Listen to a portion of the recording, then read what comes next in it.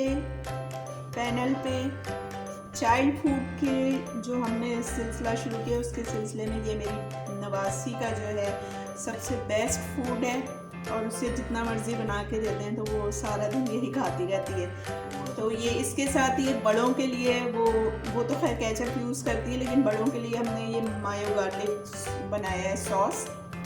Garlic sauce में डाला है मायोनीज, थोड़ा सा दूध, काली मिर्च और चिली सॉस, और इसमें मायोनीज है। और इसको हमने क्रिस्प करने के लिए, वैसे तो लोग बहुत सारे तरीके इस्तेमाल करते हैं, हमने इसमें वैसे ही सिंपल आटा जिससे हम रोटी बनाते हैं वो वाले आटे में हमने इसको पहले ठंडे पानी में डाला, उसके बाद इसको आटे में हमने ज़रा सा आटा डाल के इसको मिक्स किया है और उसके बाद हमने इसको फ्राई किया है। तो हमारे तरीके से फ्रेंच फ्राइज़ बना के देखें, वैसे तो बहुत तरीके से बनाया होगा लेकिन इस तरह बना के देखें और खाएं और बारिश का लुत्फ़ उठाएं। और हमारे चैनल को सब्सक्राइब करें, लाइक करें और शेयर करें।